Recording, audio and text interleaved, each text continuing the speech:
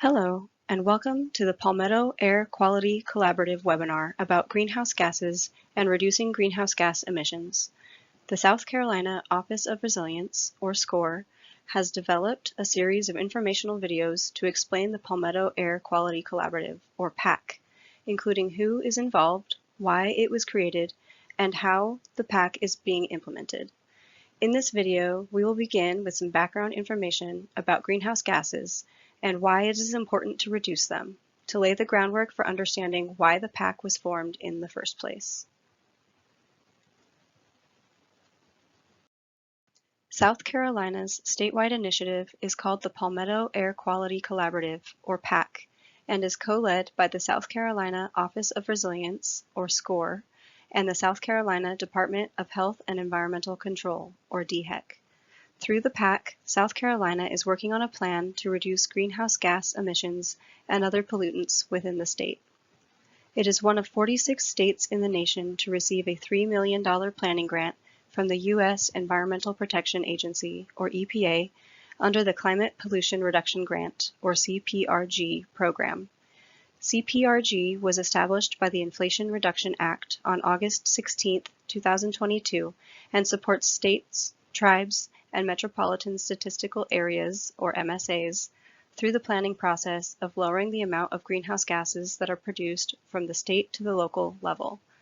MSAs were also able to receive funding from this program. 2 MSAs in South Carolina, Columbia and Greenville-Spartanburg, each received $1 million. Greenhouse gases are gases found in the atmosphere that are exceptionally good at absorbing and trapping heat. The sun sends energy or heat in the form of solar radiation into the Earth atmosphere system. That energy is either reflected back to space by clouds and Earth's surface, about 30%, absorbed by the atmosphere, about 20%, or absorbed by Earth, about 50%. This absorbed solar energy warms Earth's surface. Some of the energy that Earth absorbs is then re-emitted by Earth back towards space in the form of long-wave or infrared radiation. Some infrared radiation passes through the atmosphere and into space, leaving the system. However, greenhouse gases in the atmosphere are good at absorbing the infrared radiation that Earth emits, trapping it in the Earth atmosphere system as heat. In fact, the majority of Earth's emitted radiation is absorbed by greenhouse gases. Similar to how the glass of a greenhouse lets heat in but traps it inside, the gases in the atmosphere trap heat near Earth's surface. This is called the greenhouse effect. Greenhouse gases are natural and important for life on Earth. Without them, Earth would be uninhabitable, about 60 degrees colder than it is today.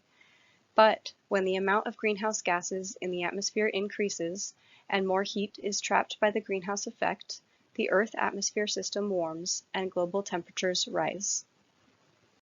Greenhouse gases include carbon dioxide, methane, nitrous oxide, sulfur hexafluoride, hydrofluorocarbons, and perfluorocarbons.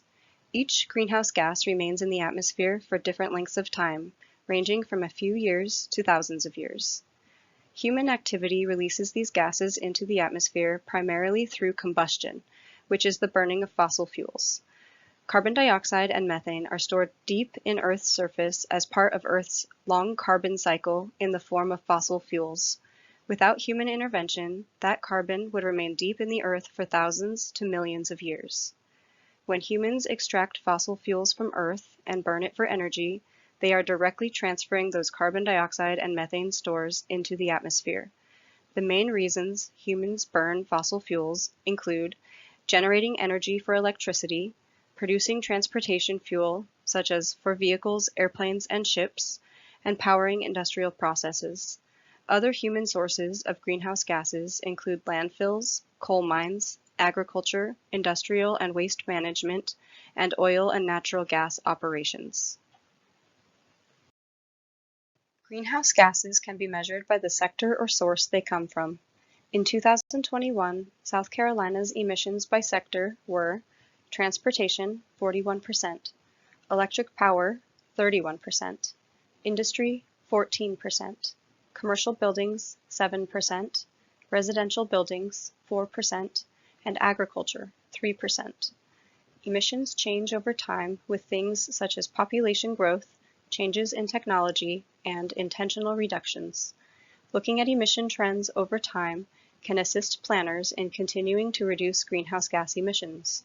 Emissions are accounted for by sector in a greenhouse gas emissions inventory. This helps planners and decision makers understand where the most effective reductions can happen and establishes a baseline for future measurements so the state can track its emissions reduction progress. South Carolina is working on a statewide greenhouse gas emissions inventory now as part of the CPRG planning process. Reducing greenhouse gases in South Carolina has multiple benefits. As we cut back our greenhouse gas emissions, South Carolina air will have less harmful pollutants in it. Cleaner air will greatly improve public health in South Carolina's communities. When greenhouse gases are reduced, so are the co-pollutants, such as ground-level ozone, particulate matter, carbon monoxide, and sulfur dioxide, all of which are toxic to human health. Additionally, asthma and lung cancer rates drop when the air has less pollutants in it, and communities can become healthier. Reducing emissions encourages economic growth, development, and diversity. As the economy transitions away from fossil fuels, new jobs will be created and the economy will diversify.